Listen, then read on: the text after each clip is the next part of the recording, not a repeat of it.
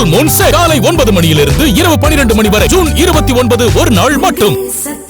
பதவியை ராஜினாமா செய்ய மாட்டேன்னு மதிமுக எம்எல்ஏ சொல்லியிருக்கிறத நம்ம பார்க்கிறோம். கூடுதல் தகவல்களோட தாய்மானவனும் இணைஞ்சிருக்காரு.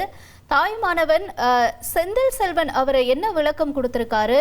ராஜினாமா செய்வாங்க அப்படின்ற ஒரு முடிவு இருக்கிறப்ப இவர் செய்ய மாட்டேன்னு சொல்லியிருக்காரு. என்ன சூழல்? திமுக கூட்டணியிலிருந்து மதிமுக வெளியேறி தாவேகாவுக்கான ஆதரவு நிலைப்பாட்டையும் தாவேகா கூட்டணியில அங்கம் வகிக்கக்கூடிய முடிவையும் எட்டியிருப்பதாக சமீப காலமாக அரசியல் வட்டாரத்துல பல்வேறு கருத்துக்கள் வெளியாகிய வண்ணம் இருந்தது. குறிப்பா சென்னை எழும்பூர்ல இன்றைய தினம் மதிமுக தலைமை அலுவலகத்துல மதிமுக உயர்நிலை கூட்டம் என்பது நடைபெற்றது. இந்த கூட்டத்துல பல்வேறு விஷயங்கள் விவாதிக்கப்பட்டது. மதிமுக வைகோ, முதன்மை செயலாளர் துரை வைகோ, துணை பொதுச் செயலாளர்கள் உட்பட 18 பேர் கொண்ட உயர்நிலை குழு கூட்டம் என்பது நடைபெற்றது.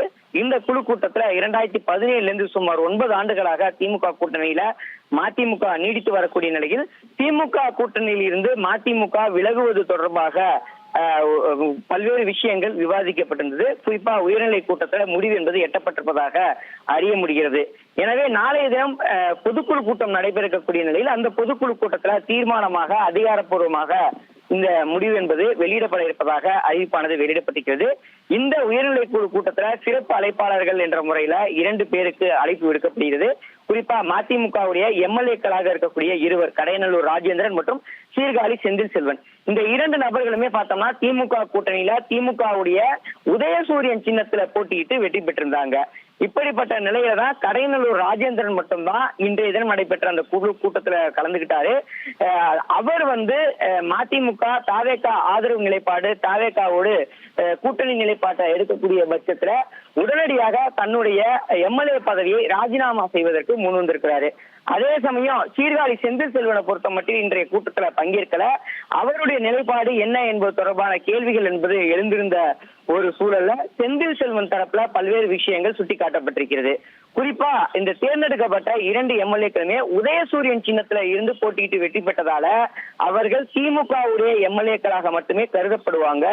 அப்படிப்பட்ட நிலையில சீர்காழி செந்தில் செல்வன் ராஜினாமா செய்ய தன்னுடைய விருப்பம் இல்லை என்பதை பதிவு செய்திருப்பதாக தகவல்கள் வெளியிடப்பட்டிருக்கிறது.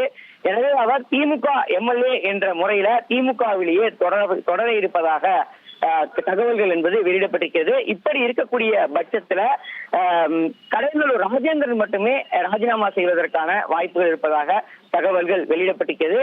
நாளைய தினம் அதிகாரப்பூர்வமான அறிவிப்பிற்கு பிறகாக இந்த முன்னெடுப்பு எடுக்கப்பட இருப்பதாக தகவல்கள் வெளியிடப்பட்டிருக்கிறது. இந்த நிலையில சீர்காழி செந்தில் செல்வனை பொறுத்த மட்டும் திமுக எம்எல்ஏவாவே தொடர்வார் என்ற ஒரு தகவல் தான் வெளியாகி இருக்கிறது. அதிகாரப்பூர்வமான அறிவிப்பையும் அவர் விரைவில் செய்தியாளர் சந்திப்பின் மூலமாக வெளிப்படுத்துவார் எனவும் எதிர்பார்க்கப்படுகிறது. Full Moon Sale காலை 9 மணியிலிருந்து இரவு 12 மணி வரை ஜூன் 29 ஒரு நாள் மட்டும்.